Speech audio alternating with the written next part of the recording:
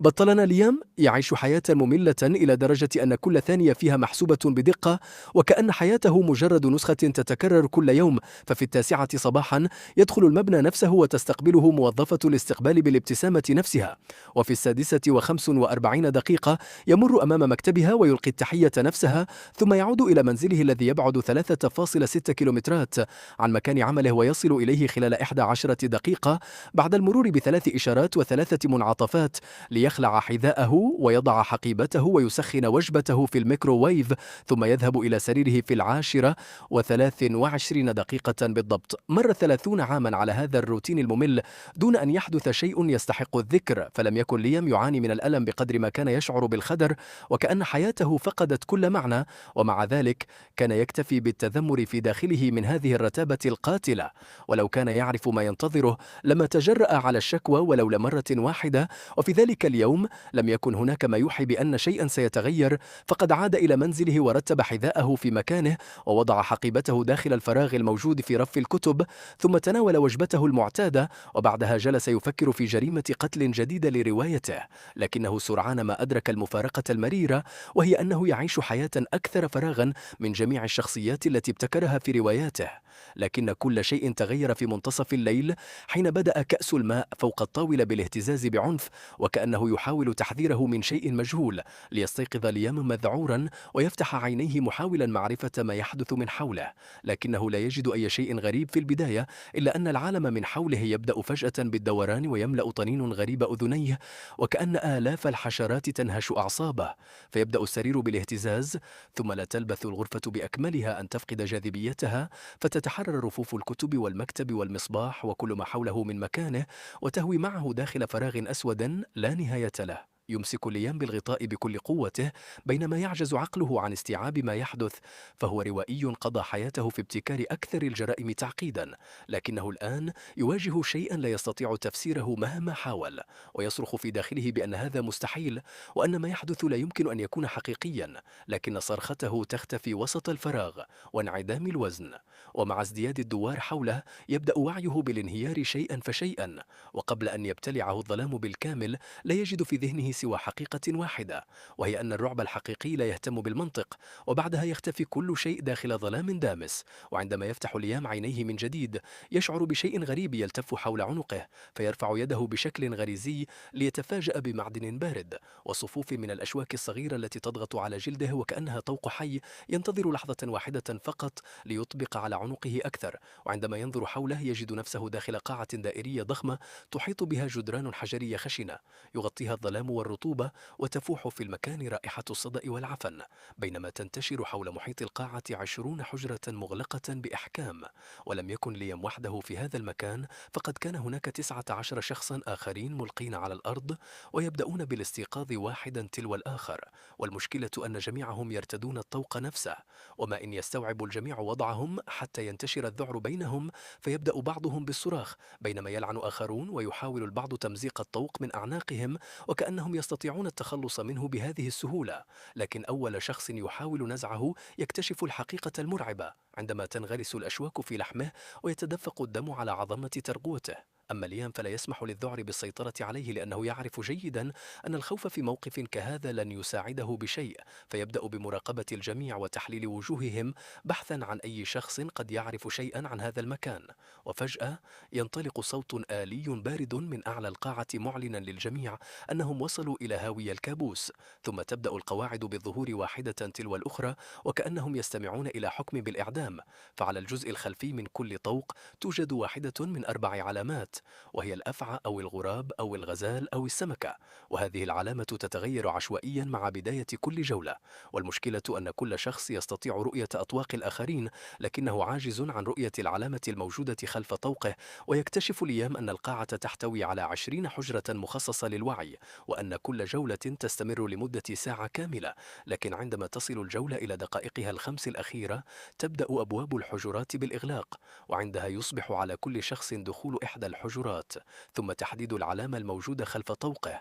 فإذا تمكن من اختيار العلامة الصحيحة فسيبقى داخل الحلم، أما إذا أخطأ فلن يحصل على فرصة ثانية، لأن العقوبة ستكون إبادة وعيه بالكامل.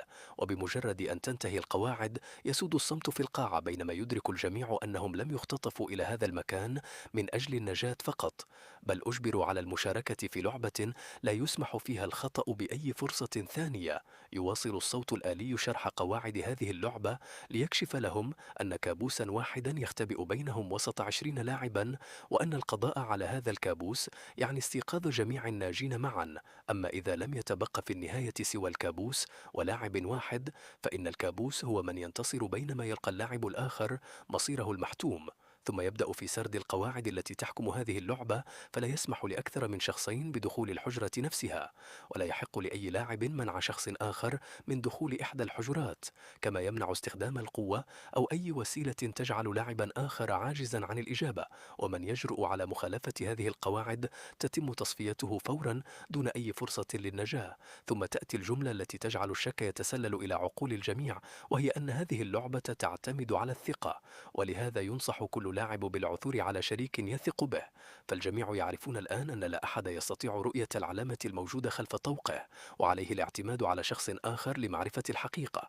لكن المشكلة أن الشخص الذي سيخبرك بالعلامة قد يكذب عليك ببساطة، وحينها ستكون حياتك هي الثمن. ولهذا تصبح الثقة في هذا المكان أشبه بأن تضع عنقك بنفسك فوق نصل سكين. أما اليم فيبدأ بسرعة بتحليل القواعد، بحثا عن ثغرة تنقذه من الاعتماد على الآخرين. فإذا استطاع العثور على سطح عاكس يمكنه من رؤية العلامة خلف عنقه، فلن يحتاج إلى أي شريك. لكن سرعان ما يكتشف أن هذا المكان لم يترك له أي فرصة سهلة، فجميع الجدران مصنوعة من حجر خشن لا يعكس شيئا، وحتى الماء الموجود في منتصف القاعة ليس سوى سائل أسود عكر يستحيل رؤية انعكاس الوجه فيه.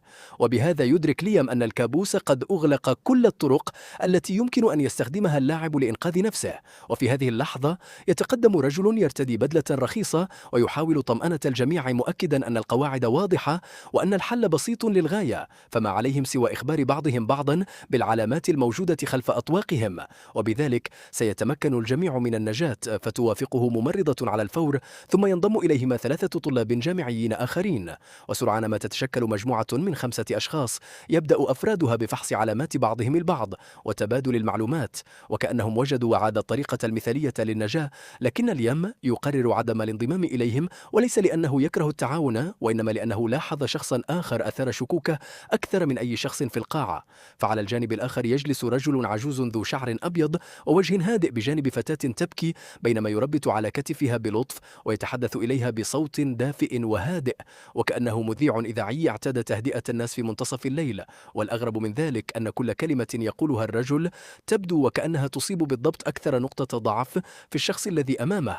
وخلال دقائق قليلة فقط ينجح في جذب 4 أشخاص حوله، فيبدأون بالنظر إليه بثقة كاملة، وكأنهم وجدوا من يستطيع حمايتهم. فيضيق ليام عينيه وهو يراقب المشهد، لأن سنوات خبرته في تحليل الشخصيات علمته أن شخصا يستطيع السيطرة على مشاعر الآخرين بهذه السرعة لا يكون شخصا عاديا. فإما أن يكون هذا الرجل صاحب قلب نقي بشكل استثنائي، أو أنه مفترس بارع يعرف جيدا كيف يجعل ضحاياه يثقون به. لكن ليام يعرف أن هذا المكان ليس مكانا للقديسين. وقبل أن يتمكن من معرفة المزيد يقفز العداد الأحمر الموجود على القبة معلنا بدء الدقائق ال5 الأخيرة، وتبدأ أبواب الحجرات بالاستعداد للإغلاق.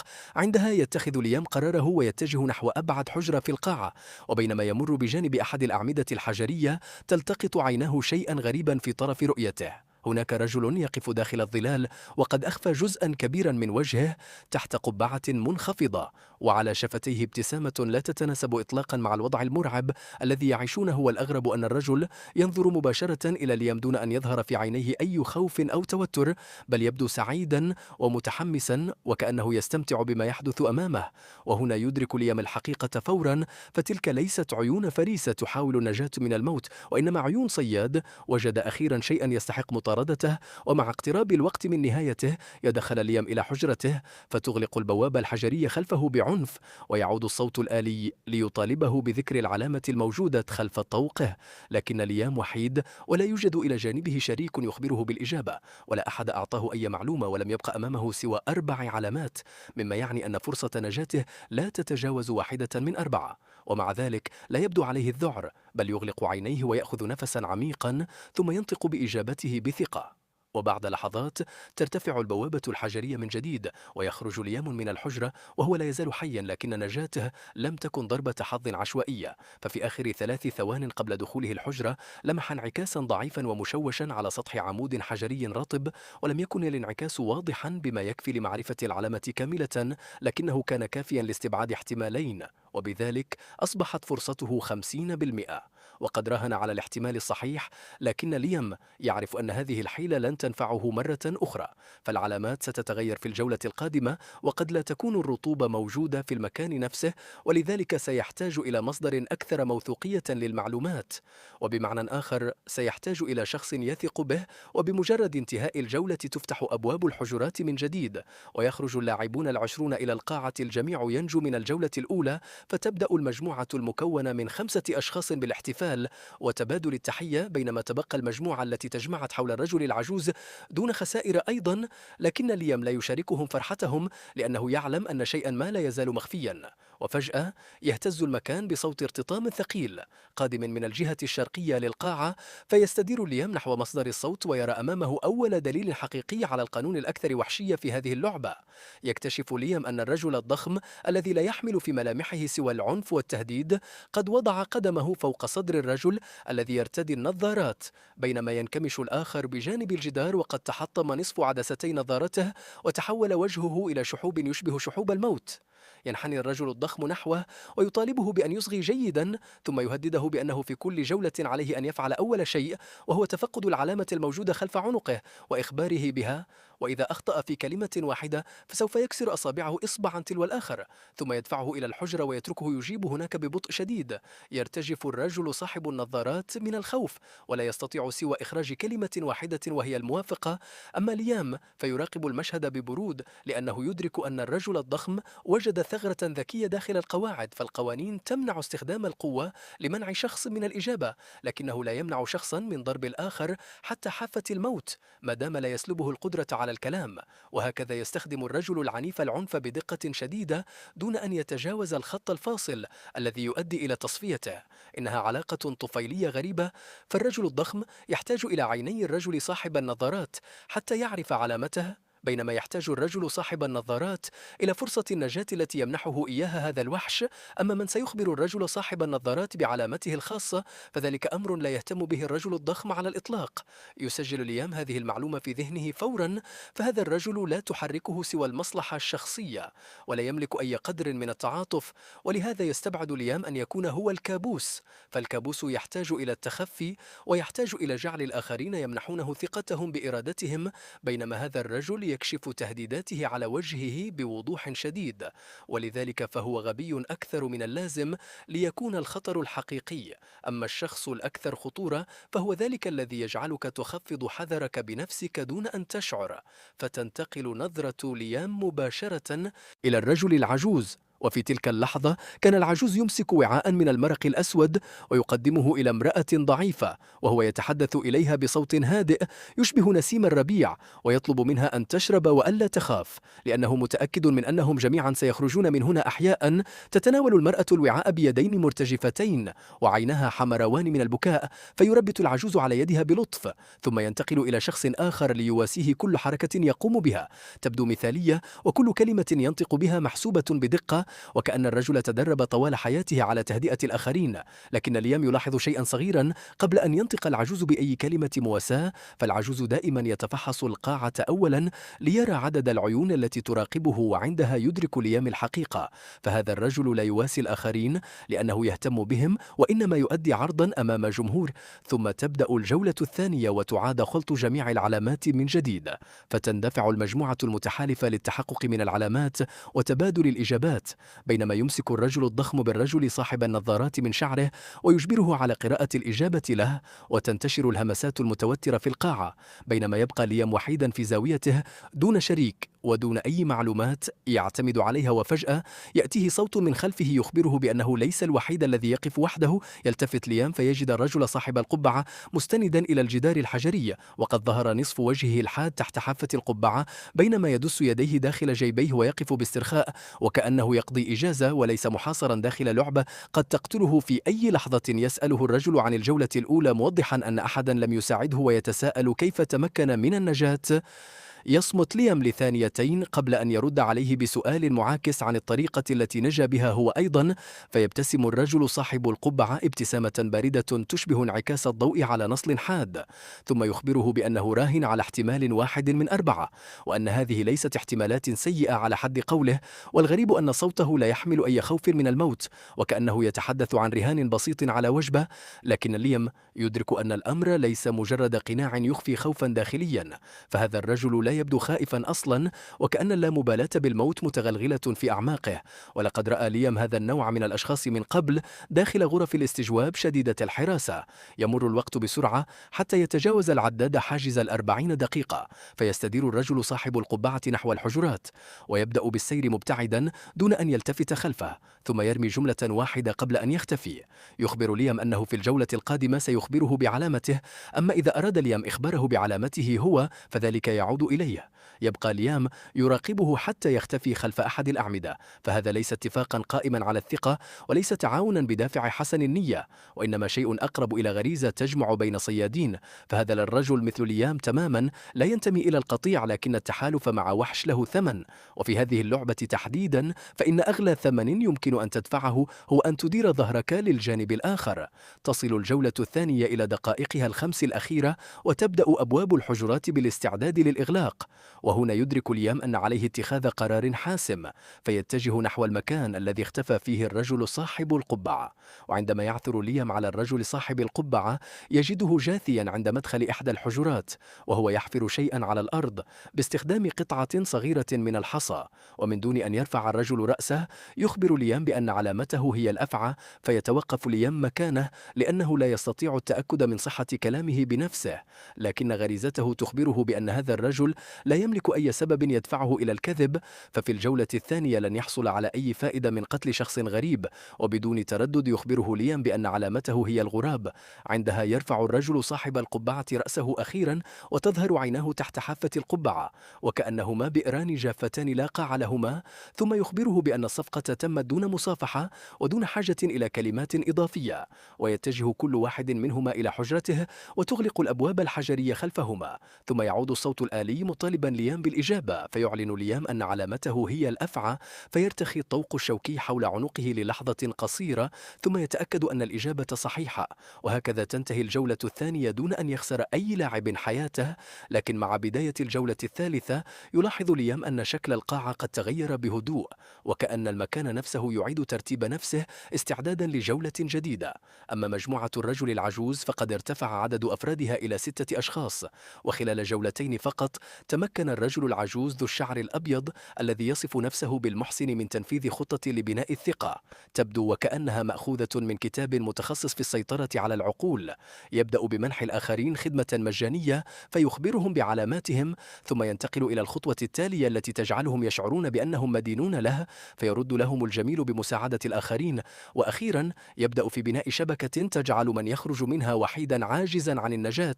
يراقب ليام كل ذلك من بعيد لأنه روائي متخصص في علم النفس ويعرف هذا الأسلوب جيدا، فقد شاهده في قصص قادة الجماعات المغلقة وأصحاب مخططات الاحتيال الهرمية والمتلاعبين المحترفين.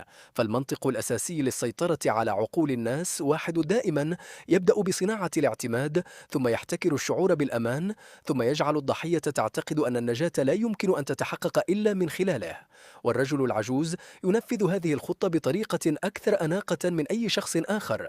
وفي هذه اللحظة كان العجوز يتحدث مع الرجل الذي يرتدي البدلة، بينما بدأ بدأت المجموعة المكونة من 5 أشخاص تكشف عن نقطة ضعفها القاتلة، فعددهم قليل وأي خيانة واحدة كفيلة بكسر السلسلة بأكملها. ولهذا يستغل العجوز خوف الرجل من الخيانة ويقترب منه ثم يربت على كتفه ويقترح عليه أن ينضموا جميعا إلى مجموعة واحدة، لأن 10 أشخاص أكثر أمانا من 5، ولأن كثرتهم ستجعل الكابوس يتردد قبل أن يهاجمهم. يتردد الرجل صاحب البدلة للحظات ثم يهز رأسه بالموافقة، وهكذا تتشكل المجموعة الكبيرة رسميا، ويصبح نصف القاعة تقريبا مجتمعا حول الرجل العجوز.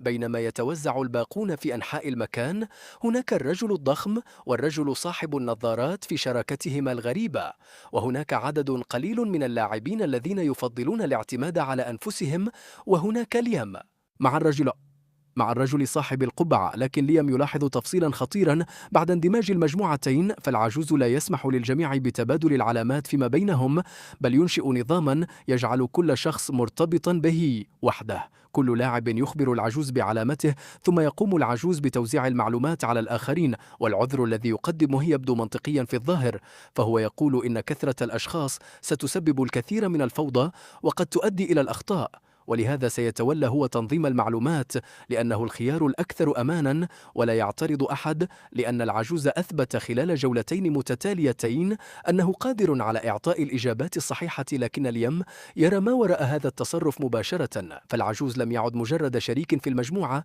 بل أصبح نقطة الاتصال الوحيدة التي تمر عبرها جميع المعلومات. 10 حيوات أصبحت معلقة في يد رجل واحد، وهذا ليس تعاونا على الإطلاق، إنه سيطرة. وفي مكان خلف أحد الأعمدة يلتقي ليام بالرجل صاحب القبعة الذي يشير بذقنه نحو العجوز ويسأله عن رأيه فيه، ثم يتساءل إن كان ليام يشك به، لكن ليام لا يعطيه إجابة مباشرة، لأنه لا يملك حتى الآن أدلة كافية للحكم عليه. ومع ذلك هناك منطق بسيط لا يمكن تجاهله، فهدف الكابوس هو جعل اللاعبين يقضون على بعضهم البعض، وليس بالضرورة أن يقتلهم بنفسه. وما يفعله العجوز الآن يعني أنه وضع جميع البيض في سلة واحدة.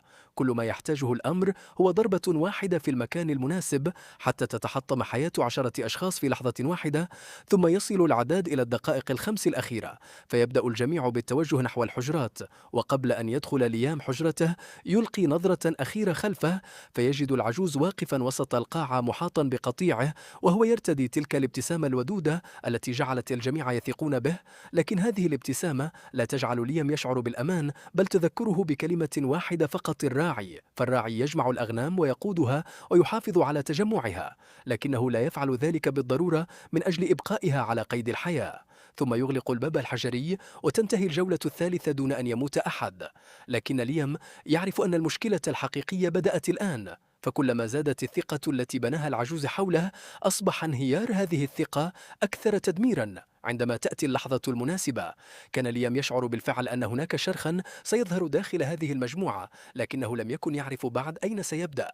ففي الجولة الرابعة تتغير أجواء القاعة بالكامل، ولم تعد تشبه ما كانت عليه في الجولة الأولى على الإطلاق. فقد أصبحت مجموعة العجوز تسيطر على أكبر مساحة من المكان، وجلس أفرادها في دائرة حول محطة الإمداد، بينما يبدو الانسجام بينهم كاملا من الخارج. أما العجوز فيجلس في المنتصف وكأنه تمثال لا يتحرك، وكل شخص يقترب منه يخفض صوته بشكل غريزي، وكأن وجوده وحده يفرض نوعا من الهيبة على الجميع. لكن ليام يراقب المجموعة من الحافة ويلتقط الشرخ الذي كان ينتظره، فبين الطلاب الجامعيين ال3 توجد فتاة ذات شعر مجعد بدأت تنهار بشكل واضح، ورغم أن الفتاة الأخرى لا تتوقف عن محاولة تهدئتها، فإن أصابعها ما زالت ترتجف منذ الجولة الثانية، وعينها تتحركان بسرعة بين الأشخاص، وأنفاسها أصبحت قصيرة ومتلاحقة. ليام يعرف هذه الحالة جيدا، فهذا هجوم قلق حاد، وفي العالم الحقيقي قد لا يكون الأمر قاتلا، لكن داخل هذه اللعبة يمكن للقلق أن يقتل صاحبه. تبدأ الجولة الجديدة وتتغير العلامات من جديد، ثم تعود المجموعة إلى طريقتها المعتادة، فيفحص كل شخص علامة شريكه ويخبر بها العجوز، ثم يتولى العجوز نقل المعلومات إلى بقية المجموعة.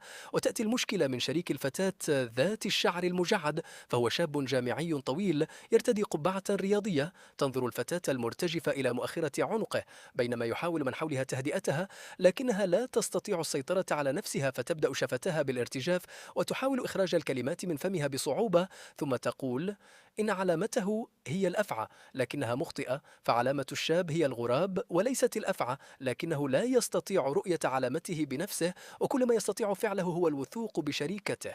يستلم العجوز المعلومة وينقلها إلى المجموعة كما سمعها دون أن يشكك فيها أحد. ففي القواعد غير المكتوبة داخل هذه المجموعة، فإن التشكيك في إجابة شخص آخر يعني أنك لا تثق به، وعدم الثقة أصبحت أكبر خطيئة يمكن ارتكابها. بينهم تمر الدقائق حتى تصل الجولة إلى آخر 5 دقائق، وتبدأ أبواب الحجرات بالإغلاق، وبعد 3 دقائق فقط يتناثر الدم على زجاج الحجرة السابعة. فبمجرد أن ينطق الشاب الطويل بالإجابة الخاطئة ويقول إن علامته هي الأفعى، ينغلق الطوق الشوكي حول عنقه بقوة، وتنغرس الأشواك داخل شريانه، ولا يستطيع حتى إكمال صرخته قبل أن تتم إبادة وعيه بالكامل. وعندما تفتح أبواب الحجرات من جديد، يرى الجميع الجثة داخل الحجرة السابعة، بينما يتسرب الدم من عند العتبة ويتحرك فوق الأرض الحجرية الخشنة على شكل خط أحمر رفيع. وما إن تقع عينا الفتاة ذات الشعر المجعد على الجثة حتى تنهار ساقاها وتسقط على ركبتيها وتطلق صرخة مليئة بالألم. كانت تعرف أنها لم تقصد قتله، لكنها كانت خائفة إلى درجة جعلتها عاجزة عن التفكير. ففي لحظة الرعب اختلطت عليها علامتا الأفعى والغراب، ولم يعد عقلها قادرا على التمييز بينهما تحت الضغط الشديد. لكن الحقيقة لا تعني شيئا في هذه اللعبة، فعندما يسيطر الخوف على الناس لا تعود الحقيقة هي الشيء الذي يبحثون عنه. وفجأة يرتفع صوت من بين المجموعة ويتساءل إن كانت الفتاة هي الكابوس، ثم يتبعه صوت آخر بسرعة، فتبدأ الفتاة بهز رأسها بعنف وتنهمر دموعها وهي تحاول نفي التهمة، لكنها تصل إلى مرحلة تعجز فيها حتى عن التقاط أنفاسها. ومع ذلك فقد خرج الشك إلى العلن وانتهى الأمر، فبمجرد أن يبدأ الشك في الانتشار يصبح من الصعب إسكاته، وتتغير نظرات أفراد المجموعة بالكامل، فتختفي الدفء الذي كان يملأ عيونهم، وتحل مكانه نظرات الفحص والريبة والحساب البارد الذي يفرضه غريزة البقاء. وفي تلك اللحظة يتقدم العجوز نحو الفتاة بخطوات بطيئة، ثم يجث أمام الجميع ويقدم لها وعاء من المرق الأسود، ويخاطبها بصوته الهادئ المعتاد طالبا منها ألا تبكي، لأن الجميع يعرف أنها لم تقصد ما حدث.